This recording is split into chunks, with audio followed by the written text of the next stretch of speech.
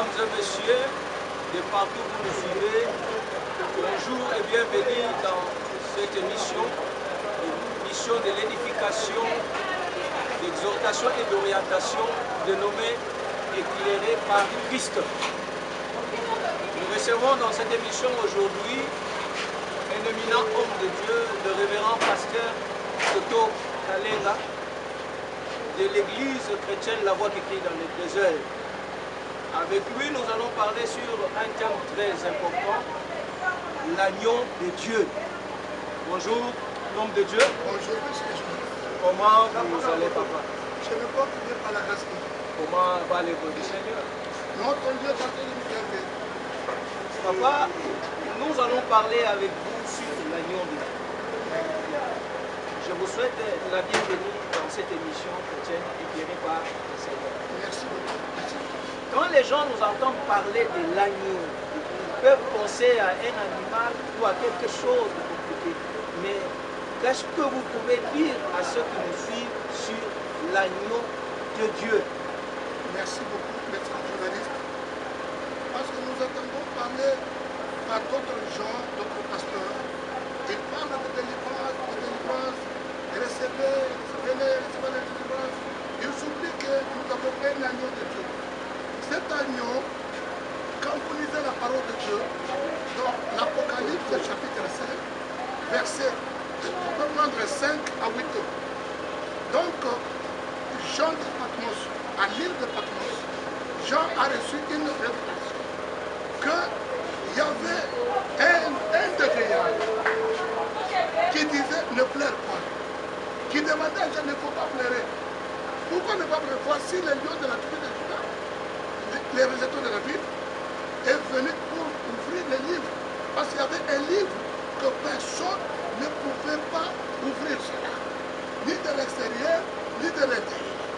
Maintenant, on cherchait quelqu'un, une personne, qui pouvait venir ouvrir ces livres.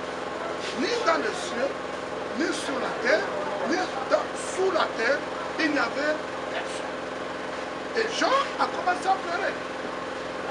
Et il y a un des vieillards qui dit à Jean, ne pleure pas.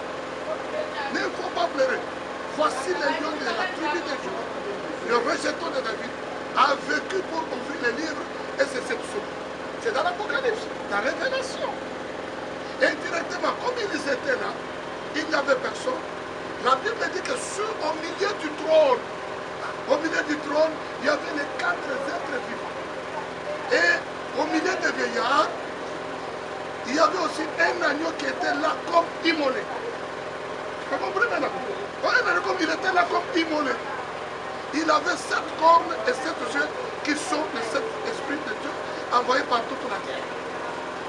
Maintenant, à un moment donné, tout le monde et les 4 êtres et les 24 vieillards, ils sont venus se prosterner devant l'agneau. Vous dites qu'ils sont venus se prosterner devant l'agneau. Donc cet agneau représente quoi? Cet agneau. Maintenant nous allons découvrir avec vous. Parce que comme il n'y avait personne, ni sur la terre, ni dans le ciel, ni sur la terre, maintenant les 4 êtres vivants et les 24 vieillards se prosternèrent devant l'agneau, tenant chacun une arme et des cordes d'or remplis de parfums qui sont les prières. Et cet agneau-là, c'est celui qui a été crucifié sur la croix pour vous et pour moi. C'est Jésus-Christ de Nazareth. En dehors de cet agneau, Jean a dit dans Jean chapitre 1, verset 9, voici l'agneau de Dieu qui ôte les péchés du monde. C'est Jésus qui est notre agneau. C'est Jésus que nous devons prêcher. Pasteur, voici l'agneau de Dieu qui ôte les péchés du monde. Amen. Mais aujourd'hui, il y a des églises où on prêche le nom de personnes qui sauvent. Est-ce que vous pensez qu'on peut trouver le salut dans un autre nom, comme le nom, par exemple, de Kanima Mwakwidi, ou bien de Mukunadie, ou d'un autre Dieu? Il y en a beaucoup. Surtout dans les Bakobo, il y a beaucoup de dieux. Je ne verrai pas. Est-ce que vous pensez que quelqu'un peut avoir le salut au travers d'un autre nom? Voilà. Merci beaucoup de cette question. La Bible dit dans toujours Actes des Apôtres, chapitre 4, verset 12. Le salut, il n'y a pas de salut en aucun autre. Le salut, il dit c'est le salut en Jésus-Christ. Ni dans le ciel, sur la terre, il n'y a qu'un seul nom qui est donné, par lequel que les hommes peuvent être sauvés. C'est le nom de Jésus-Christ. Je vous donne un exemple. Vous prenez Luc chapitre 19. Un homme comme Zachée. La Bible dit que Zachée était un collecteur d'impôts. Il était comparativement à la RDC, quelqu'un qui travaille à la DGI, à la DGRA, à la DGK. Mais cet homme avait beaucoup d'argent. Mais il a entendu parler de Jésus, Jésus-Christ de Nazareth. Zachée a dit, je vais aller voir cet homme. Mais il est allé, comme il était de petite taille, il est monté dans un arbre appelé sycomore. Et quand il est monté, il avait beaucoup d'argent. Pourquoi il est allé monter au sycomore? Il est monté, c'est pour voir Jésus. Et Jésus, quand il est entré, il est arrivé au-dessus de cet arbre. Jésus l'a aperçu. Ah, Zachée, hâte-toi de descendre. Aujourd'hui, je vais aller chez toi. Et quand Zachée est descendu, ils sont allés dans la maison de Zachée. Les gens qui étaient avec Jésus, les disciples, la foule, pourquoi tu vas aller loger cet homme? Cet homme est pécheur, un homme qui a maltraité les gens et tout ça. Jésus-Christ est arrivé à Zachée. En arrivant là-bas, le Seigneur Jésus n'avait rien parlé. Zachée a commencé à se répartir. Il a commencé à dire, Seigneur, j'ai volé les biens d'autrui, je vais rembourser x4, je vais faire du pain aux gens, je vais faire ça. Il s'est repenti devant Jésus. Et à ce moment-là, Jésus a dit à Zachée, maintenant, le salut est entré dans cette maison. Maintenant, le salut est entré dans cette maison. Pasteur, vous parlez bien, c'est vous qui le dites et les gens qui nous suivent regardent. Ouais. Et aujourd'hui, il y a des gens qui prennent des photos des pasteurs, des photos des prophètes, ils portent dans leur cou, ils mettent dans leur maison et disent qu'au travers de ces photos, ils reçoivent des guérisons, ils reçoivent des miracles. Mais vous, vous êtes en train de nous dire qu'il n'y a pas de salut en aucun autre nom que dans le nom de Jésus. Est-ce que vous pouvez dire à ces gens qui utilisent des photos? Oui, la Bible dit dans Osée chapitre 4, verset 6, mon peuple périt par manque de connaissances. Alors, comme ce peuple est dans l'ignorance de la parole de Dieu, aujourd'hui nous remarquons qu'il y a même des miracles. On vous donne de l'huile, on vous donne de l'eau, des sel. Mais ce n'est pas biblique ça. Ça c'est démoniaque. Alors, qu'est-ce que je voulais dire? Comme les gens aujourd'hui, ils veulent se faire voir que pas tel pasteur, mais ils sont en dehors de la bonne nouvelle, ils sont en dehors de l'agneau de Dieu. Pourquoi nous disons cela? La délivrance ne peut pas se procurer à un homme. Marc chapitre 16, verset 15 à 17.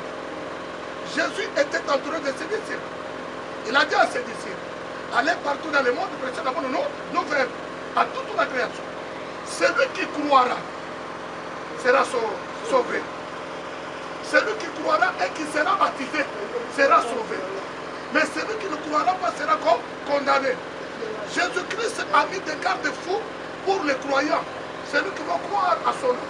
Il a dit que voici les miracles qui accompagneront ceux qui auront cru. À mon nom, au nom de Jésus-Christ de Nazareth, vous chasserez les démons. Est-ce qu'on a cité un pasteur? Non, on a cité un exemple de Dieu. Vous avez dit que celui qui croira et qui sera baptisé sera sauvé. Mais aujourd'hui, dans les églises, on brandit les noms des démons, on brandit les noms des magies, on brandit les noms des choses, des vestes des pasteurs, des chaussures des pasteurs. Qu'est-ce que vous pouvez dire aux gens qui font ces pratiques? Parce que vous, là, vous êtes en train de nous dire qu'en dehors du nom de Jésus-Christ, c'est l'agneau de Dieu, il n'y a pas de salut, il n'y a pas de délivrance. Oui, oui, merci beaucoup, pasteur. Aujourd'hui, vous savez, quand vous lirez la Bible, dans Marc toujours là, vous verrez Jésus dit que vous imposerez même les mains aux malades. Qui imposera les mains aux malades? Celui qui aura cru. Au nom de Jésus-Christ. Paul nous dit dans 1 Timothée chapitre 2, verset 3 à 4, car cela est bon agréable pour notre Dieu, qui veut que tous les hommes soient sauvés et parviennent à la connaissance de la vérité. Aujourd'hui, qu'est-ce que la vérité? La vérité, c'est la parole de Dieu. Dans Jean chapitre 17, dans la prière sacerdotale de Jésus, je te dis, Père, sanctifie-les par ta parole. Ta parole est là, la vérité. Donc, tous ces pasteurs, tous ces gens qui pratiquent des choses de démons, ils sont dans le monde des ténèbres, ils servent leur maman, ils servent leurs enfants de Dieu. Qu'en dehors de Jésus qu'on peut vous prêcher.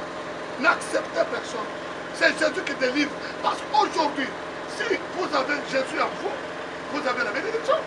Si Jésus il dit quoi? Dans l'Apocalypse, chapitre 2, verset 20. Voici, je me tiens à la porte. Et je frappe. Qui? Jésus-Christ. C'est lui qui entend ma voix. Et ouvre sa porte. J'entrerai chez lui et je souperai avec lui. C'est que Jésus cherche à nous. Il cherche la sanctification sans laquelle personne ne verra Dieu. Aujourd'hui, les hommes de Dieu sont dans les péchés. Ils crient délivrance, délivrance, mais apportons le salut. Moi, je parle, vous venez dans mon église, je parle sur les principes de la délivrance. Pour qu'un homme soit délivré, il doit d'abord accepter Jésus comme Seigneur et Sauveur. Il y a le salut. 2, il faut d'abord qu'il se répande. Répandez-vous, changez de comportement. 3e, il doit être baptisé au nom de Jésus-Christ pour le pardon de ses péchés. 4e, il doit recevoir le don du Saint-Esprit. Parce que lui, le sang est le cachet. Le Saint-Esprit va vous convaincre. Voilà, quand un homme a maintenant Jésus en lui, et il respecte les principes de Jésus, cet homme aura la délivrance facile. L'homme de Dieu, nous tendons vers la fin de cette émission. Quel est le message que vous pouvez adresser à tous ceux qui vont nous suivre à travers le monde entier, ce qui concerne l'année? Merci beaucoup, pasteur, que Dieu vous bénisse. Le message que je vais donner à tout enfant de Dieu, au peuple de Dieu qui sont dans la détresse. Lorsque les enfants d'Israël étaient en Égypte, ils étaient dans la détresse. Dieu avait dit à Abraham, ta descendance sera esclave dans un pays étranger pendant 400 ans. Mais ils sont allés plus de 430 ans. Et quand les enfants d'Israël criaient, Dieu avait entendu leurs cris. Dieu a dit à Moïse, j'ai vu mon peuple souffrir en Égypte. J'ai entendu les cris qu'on lui fait pousser par ses oppresseurs. Maintenant, je suis descendu pour les délivrer. Je veux dire à quelqu'un que tu souffres maintenant. Tu as des problèmes très sérieux. Il n'y a que Jésus-Christ de Nazareth. Il n'y a que l'agneau de Dieu qui peut vous délivrer dans tout ce que vous avez comme problème. Quels que soient les problèmes de maladie, quels que soient les problèmes de la stérilité, quel que soit n'importe quel problème dans tous les domaines, il n'y a que Jésus-Christ de Nazareth. Acceptez Jésus comme Seigneur et Sauveur. Je vous invite, vous êtes plus loin, vous êtes à l'extrémité de ce monde, acceptons Jésus. Recevez Jésus comme Seigneur et Sauveur. C'est celui-là qui est notre agneau de Dieu. C'est celui-là qui va nous délivrer de tous nos problèmes. Qu'on ne vous trompe pas que l'eau peut délivrer quelqu'un. Qu'on ne vous trompe pas que l'huile qu'on est en train de vous poindre peut vous délivrer. Qu'on ne vous trompe pas que le sel qu'on est en train de vous donner, il y a même des magies, il faut des magies. Mais le prophète par excellence, c'est Jésus-Christ de Nazareth. C'est celui qui donne la vie, il donne la résurrection, il donne le chemin. C'est pour votre vie, pour votre vie spirituelle. Je disais pour la vie éternelle. Nous sommes là pour la vie éternelle. Les prophètes par excellence, c'est le Seigneur Jésus-Christ, Amen. Vous avez dit pasteur. Cet homme de Dieu, le révérend pasteur Toto Kalenga, il venait de fêter ses 2 ans depuis que l'église a été créée. Partout dans le monde, prêcher la bonne nouvelle à toute la création. Celui qui croira et qui sera baptisé sera sauvé. Celui qui ne croira pas sera condamné. Et dans une église locale, lorsque vous dirigez une église locale, vous ne formez pas de croyants. Dans une église locale, nous formons des disciples. Moi aussi, j'ai été formé comme disciple par nos aînés qui nous ont encadrés dans les choses de Dieu. Parce que pourquoi je confesse la foi apostolique? Pourquoi je confesse la foi apostolique? Parce que j'ai été formé dans la foi apostolique. Nous sommes une église qui prie. Il y a de l'intercession. Nous sommes une église qui enseigne. Il y a de l'enseignement. Que dit la Bible? Il persévérait dans les enseignements des apôtres et des prophètes. Jésus-Christ lui-même étant la pierre angulaire. Alors, c'est pour ça que quand nous persévérons dans les enseignements des apôtres, quelqu'un qui vient au Seigneur, nous allons évangéliser. Nous lui apportons Jésus. Il se répand. Il est sauvé. En ce cas, il est sauvé. il y a une fête au ciel quand un païen se répand. Et quand un païen se répand, sachez bien que tous tes péchés, le Seigneur te les pardonne. L'homme de Dieu, je vois là, vous organisez. Est-ce que d'autres pasteurs organisent des conventions ou bien le Seigneur vous a recommandé? Oui, je pense bien que pasteur, mais évangélique.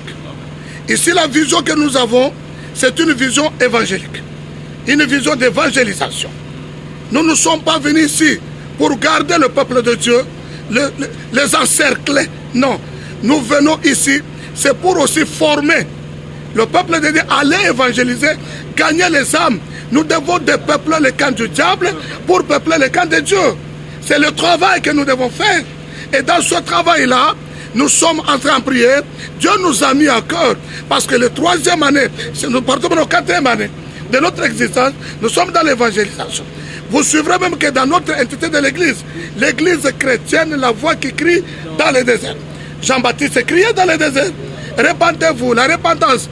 Et Jésus-Christ lui-même a prêché sur la repentance. Repentez-vous car le royaume des cieux est proche. L'agneau lui-même a prêché la repentance. C'est pour cela que nous allons aux gens leur apporter l'agneau de Dieu. C'est Jésus a besoin de vous. Il y a les gens qui souffrent, pasteur. Il y a les gens qui sont malades. Il y a les gens qui meurent tous les jours. Le diable est en train de tuer les gens. Mais les hommes de Dieu que nous avons, il y a ceux-là aussi qui travaillent dans le camp du diable. C'est pour cela, cette convention, c'est une des premières que Dieu nous a mis à cœur. Et une convention dénommée l'entrée du roi. J'allais dire l'entrée de l'agneau à Jérusalem. Est-ce que vous avez compris cela? Oui. L'entrée de l'agneau à Jérusalem. Et nous avons comme thème détachez-les, amenez-les. Qui délivre. Mesdames et messieurs, nous sommes à la fin de notre émission avec le pasteur Toto Kalenga de SVD.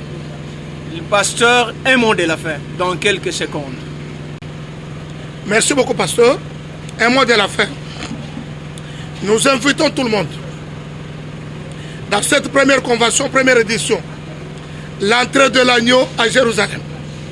Nous avons comme thème détachez-les, amenez-les. C'est la délivrance. C'est le salut. Parce que nous prêchons le salut.